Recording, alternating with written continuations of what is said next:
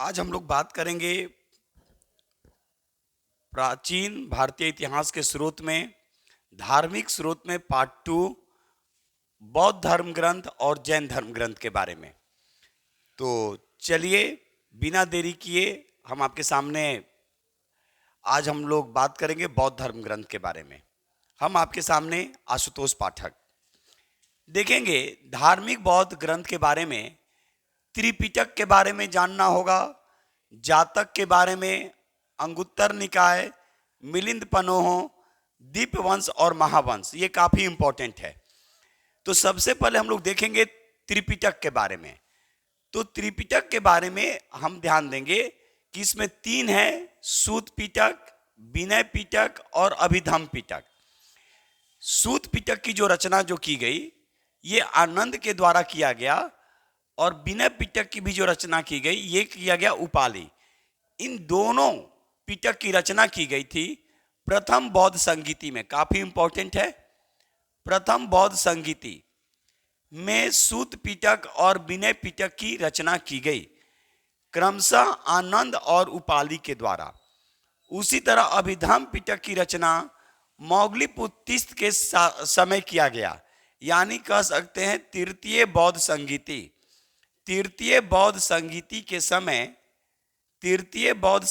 के समय अभिधम पिटक की रचना की गई। यानी त्रिपिटक, इसमें आप समझ ही रहे हैं, सूत पिटक के बारे में जो चीज दिया जाएगा, विनय पिटक के बारे में, अभिधम पिटक के बारे में। तो सूत पिटक और विनय पिटक की रचना प्रथम बौद्ध संगीति में किया गया था, क्रमशः आनंद और उपाली के द्वारा। वहीं अभिधम पिटक की रचना जो की गई ये किया गया तृतीय बौद्ध संगीति के समय मौग्लिपुत्तिस्त, उस समय जो कह सकते हैं अध्यक्षता जो कर रहे थे। अब देखेंगे जातक में क्या है। तो बुद्ध के पूर्व जन्मों का उल्लेख जातक में किया गया, इसीलिए हम लिख कर लाए हैं कि आपको कहीं दिक्कत नहीं हो। तो बुद्ध के पूर्व जन्मों का जो उल्लेख है वो जातक में है।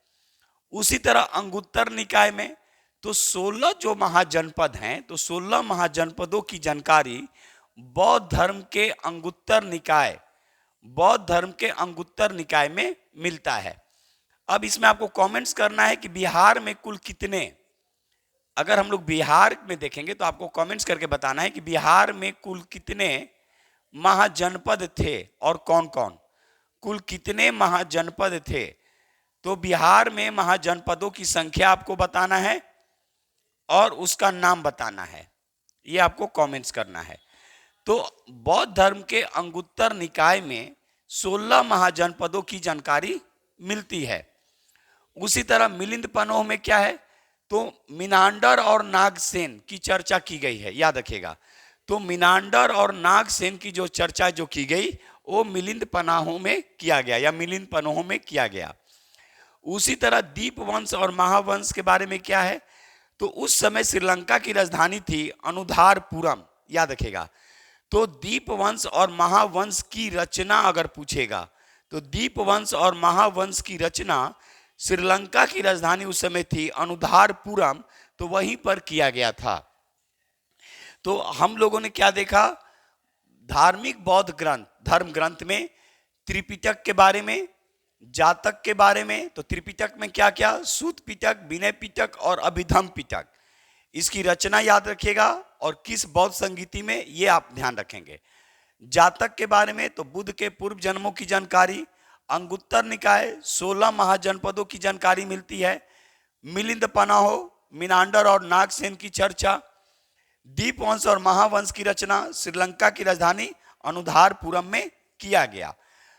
अब हम लोग चलेंगे जैन धर्म ग्रंथ के बारे में कि जैन धर्म ग्रंथ के बारे में कहां कहां से क्वेश्चन पूछे जाने की संभावना है और कौन कौन से ऐसे जैन धर्म ग्रंथ में रचनाएं हुई जिसके यह जानकारी मिलता है कि धार्मिक है, जो हम लोग धार्मिक जो स्रोत जो है वो धार्मिक जो स्रोत के बारे में जो जानकारियां जो हैं वो जैन धर्म ग्रंथ के कौन कौन सी ऐसी रचनाएं हुई जहां से हमें जानकारी मिलती है। क्योंकि हम पहले ही बोल चुके हैं धार्मिक जो स्रोत हैं, याद रखिएगा, यानी साहित्यिक स्रोत में धार्मिक जो धर्म ग्रंथ हैं उसमें हम ब्राह्मण ग्रंथ की चर्चा कर दिए, बौद्ध धर्म ग्रंथ की चर्चा कर दिए, और अभी हम अब चर्चा जो करने जा रहे हैं, जैन धर्म की चर्चा करने जा रहे हैं।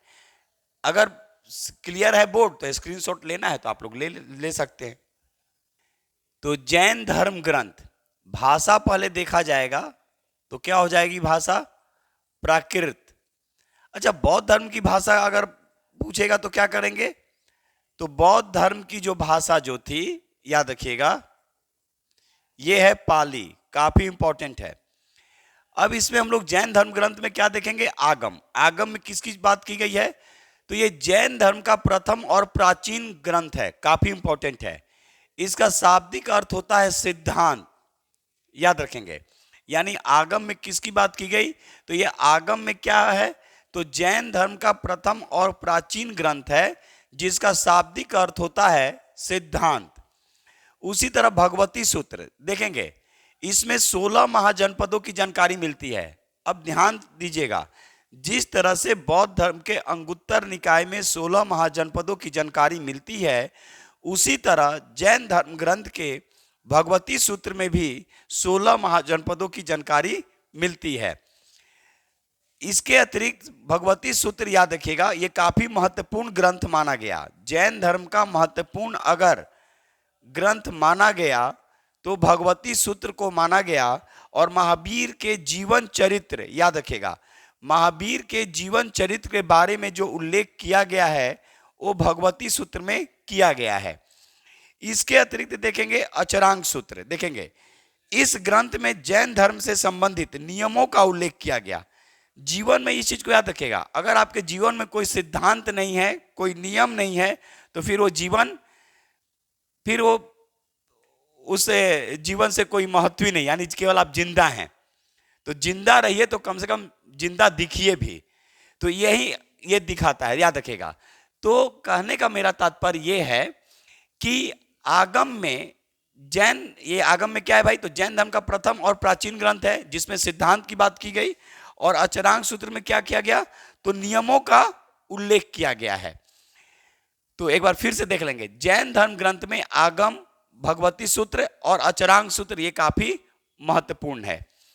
तो हम लोगों ने देखा प्राचीन भारतीय इतिहास के स्रोत में धार्मिक ग्रंथ में ब्राह्मण ग्रंथ में हमने बात किया वेद, पुराण, स्मृति, इसके बारे में महाकाव्य, इन सभी चीजों के बारे में हम लोगों ने वेदांग के बारे में चर्चा की है। उसी तरह बौद्ध धर्म में हम लोगों ने अभी देखा कि अंगुत्तर निकाय के बारे में, दीपवंश, महावंश के बारे में। उसी तरह जैन धर्म ग्रंथ में हम लोगों ने क्या देखा? आगम के बारे में, भगवती सूत्र के बारे में, अचरांग सूत्र के बारे में। इस पे जो भी क्वेश्चन जो भी बनेंगे, हम पहले ही बोल चुके हैं, ये समाप्त जैसे ही करेंगे उस पे आप लोग के सामने क्वेश्चन भी रखा जाएगा। तो इसको आराम से देखेंगे, लिखिएगा जरूर, जो भी सुझाव होगा आप लोग जरूर देंगे।